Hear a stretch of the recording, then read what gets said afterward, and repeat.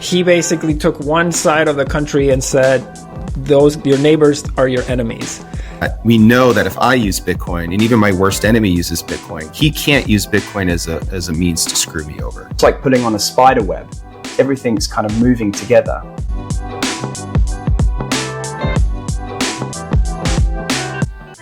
All right, what is up, guys? Welcome to the show. I am Jim. I am an Austin-based Bitcoiner and entrepreneur, and I wanted to start this new weekly video series, the High Signal Podcast Clips of the Week. This is episode 1. So a little bit about this show and what do I want to accomplish. High Signal podcasts have totally changed my life. They have helped me orange pill myself and helped me make numerous positive changes in my life. And I think that long form spoken content that is uncensorable is absolutely critical in a world full of high noise and, a world full of lies. So for a lot of people stuck in fiat land, the people they interact with on a day-to-day basis are pretty shallow, pretty stuck in the matrix. And I think that high signal podcasts, especially Bitcoin podcasts, are sort of a refuge from this clown world insanity. So really bullish on podcasts, and I think they're really highly invaluable for waking up the world and helping us collectively overcome the many challenges we face personally and as a civilization. So for these reasons, I created an app called pulldatoupjamie.ai that makes it really easy to locate, share, and promote podcasts reliably, easily, and quickly. So this is going to be a weekly show. I'm going to go through my top clips of the week, and then I'm going to use Jamie to clip and share them on Twitter and Nostr. So this show is dedicated to highlighting high signal podcasts and segments, and I'm going to give a brief intro of the top clips, give my 2 cents, and then share them with pulldatoupjamie.ai. So let's dive into the first example here. So this is going to be from Mr. Walker, America's podcast. It's called The Bitcoin Podcast, where he has a guest on called Mauricio. Mauricio is a Bitcoiner from Venezuela, and he shared some really interesting background on how what he's seeing now in the United States parallels what he saw in the Chavez years in Venezuela. So, and just all of the increasing brinksmanship and polarization that we see. So I'm going to go ahead and play that clip now. Let's give it a listen. Election where it was like people felt like, well, I have to, be on this side because I'm fighting for democracy and everyone else is evil. And like, it really messed people up, man. And then COVID just messed people up even more. Like, I don't know. A lot of people, I feel like we'll never recover from that. It's funny because I find so many parallels to what I'm seeing in the West versus what we experience in Venezuela. Like in Venezuela, when Chávez won, it started out as incredibly divisive, right? Like he basically took one side of the country and said, your neighbors are your enemies. And basically the second you start pointing fingers at your neighbors and you start seeing them as the enemy or contenders rather than your partner, it basically breaks up society into two camps. Like you're either, you're red or you're blue, or you're red or you're white, or whatever the two colors are. And then that starts priming so much more of your everyday.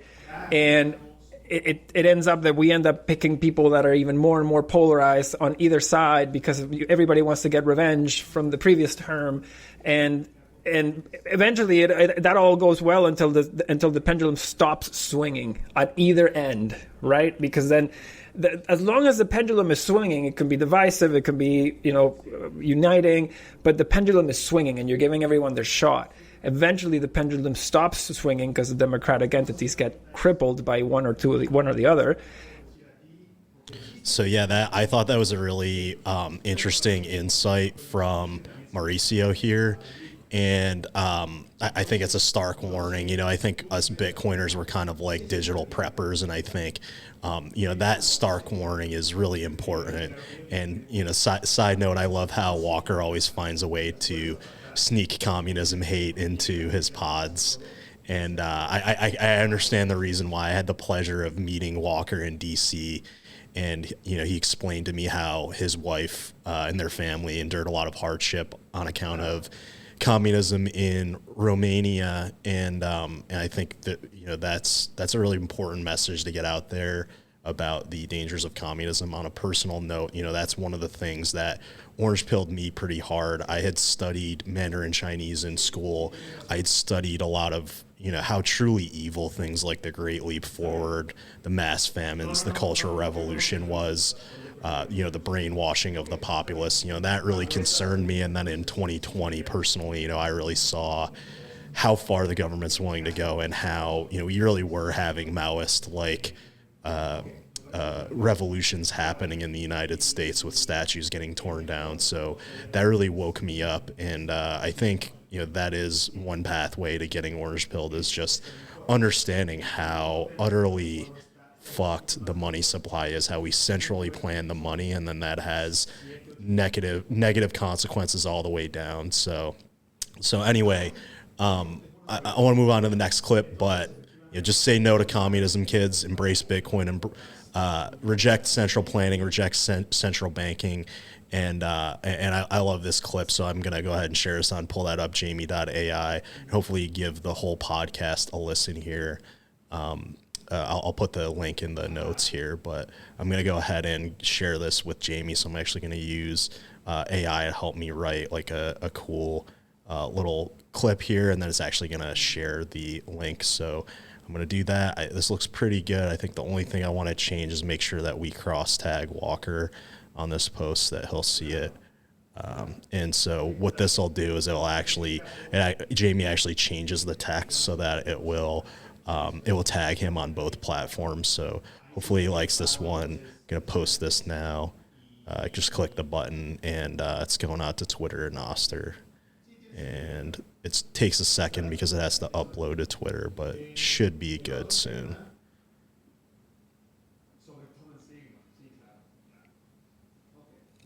And there we have it. We got it on Twitter and Oster. I think I'm overloading my computer right now. I have too many friggin' tabs open, but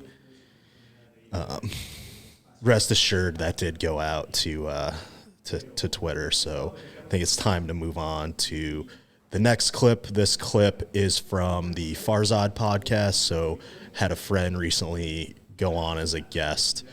A little bit about this podcast. It is run by, as the name suggests, a guy named Farzad, who's a self-proclaimed Tesla bro. He seems like a pretty tech-savvy guy, tech futurist, and I don't know everything about him, but he does have a big following, and it seems that he recently became interested in Bitcoin. So my friend here, guest, fellow pleb labbian Topher Scott, is well-known Bitcoin dev and hacker over here, and I think he did a really good job of representing Bitcoin and presenting it in a way that a tech-savvy person like Farzad would not only digest but get excited about, even if they're not fully sold on Bitcoin yet. So in this clip, he talks about how Bitcoin is for enemies and how making it being a trustless money makes it a really good money for AI agents. So that's something I happen to agree with pretty fervently.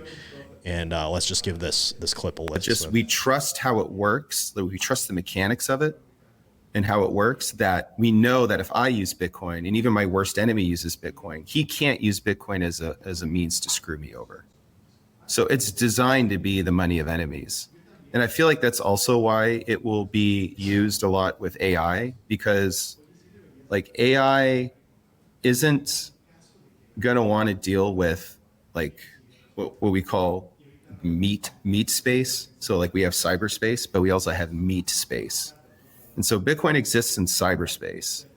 But if I wanted to make a traditional payment, like even if that payment starts off as being digital, like we're using PayPal or Cash App or something, like it traverses into meat space because it's going to go to my bank, and then they're going to have to call your bank. And there's probably, and if we're in different countries and there's like multiple banks involved, and if there's any issues with the payment, like that will then have to go through the legal system, and there could be different jurisdictions. And that's all in meat space. That's all people having to deal with people to get your payment routed. Whereas with Bitcoin, it's purely digital, and it's based entirely off of mathematics. So you don't have to worry about the arbitrary decisions of any person along the way. It's just math. And because it's math, you're really just limited by the speed of computation. So you can settle payments very, very quickly from anywhere in the world. And you have finality. Like, it's not like dubious, like, is my payment going to go through? They promise that it's going to go through, but then it might get reversed. So you don't really know if it actually went through or not. In Bitcoin, as soon as that block ticks over from one side to the other, it's final. Yeah. And you can like maybe wait. And as you wait, it becomes more and more and more final, because as more work stacks.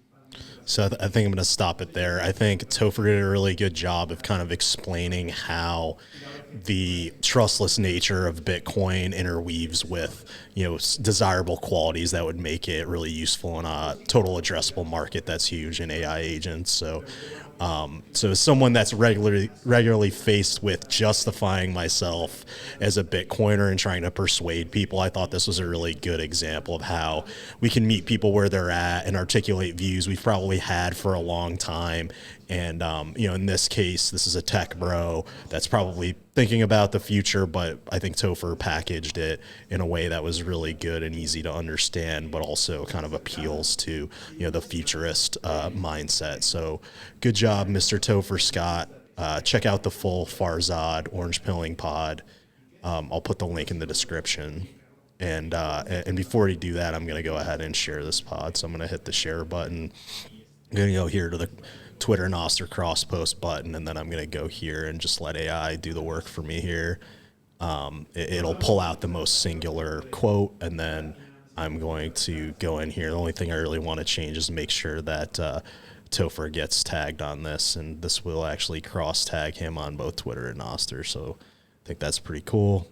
And then I'm just going to go ahead and press the post button right now, and it will post to both Twitter and Noster. I guess last time I didn't show you how it will take you to the primal page that's associated with your event. I'm here at Bitcoin Park Austin now. Sometimes the network gets congested. It's a little annoying, so this is taking a second, but it will show me the clip, and you can see here the clips here, the listen links here, and you can also have the tag to Mr. Topher Scott. So that's that, and gonna move on to the next clip. This is the last clip here.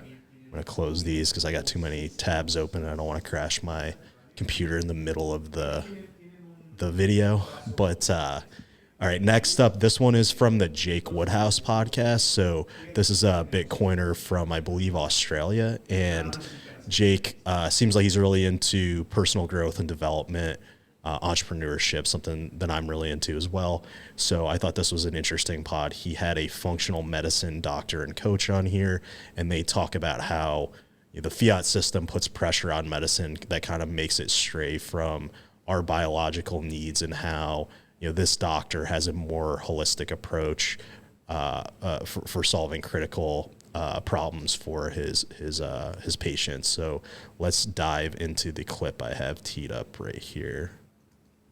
And by doing so, they often miss the kind of interconnected relationships. And I think systems biology thinking is about understanding how everything works in a network, a web-like interaction where you put on one thing and everything else has to respond, like a tensegrity model, almost like putting on a spider web. Everything's kind of moving together. And in functional medicine and in osteopathy, we're really trying to understand how everything interconnects and interrelates. The body as a unit is one of the principles of osteopathy. Everything is connected. So if somebody has a problem in one area, the question is why and where's that coming from? Oftentimes the area of complaint is a symptom or a compensation for something else going on in the system. And a systems approach steps back, looks at the big picture, and tries to understand where it's all coming from. Nice. That's one way to think about it. Yeah, no, that's fascinating. It strikes me weirdly, as someone who spends a bit of time thinking about modern government and what's going on and why we've been told this or told that, and the idea of like centrally planned economies, someone saying, okay, we're going to set the price of this at that without any thinking as to the side effects of what that might mean. And just one example that comes to mind is, you might remember there was a brand called Tom's Shoes, and they were, sourced in South America, and you buy a pair on the streets of London, and someone would get a free pair of shoes in wherever they were made. And it was sold as this amazingly altruistic product. But the impact of that was it completely decimated the shoe. All right, so I'm going to end it there, but I think I picked this one because it really resonated with my personal journey. And it's not in the clip.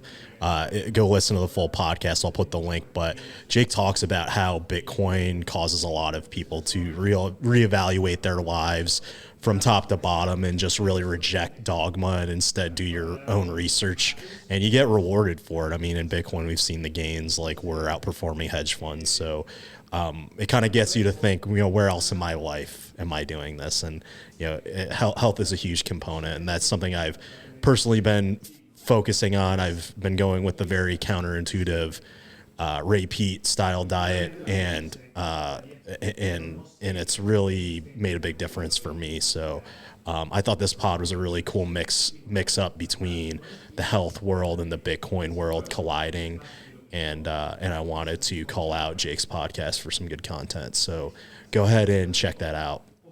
And so at this point, I'm going to go ahead. I'm going to share Jake's pod real quick here. So I'm going to use AI. I'm going to use Jamie Assist here to help me pull out an interesting part. And then once again, I'm going to go in here. I'm going to add one thing I'm going to tweak is I'm going to add Jake's handle here so that he sees it on both platforms. And click the button here, and I'm going to go ahead and post it. And so this should cross post to both platforms here. Let's see. Hopefully we don't have a network error.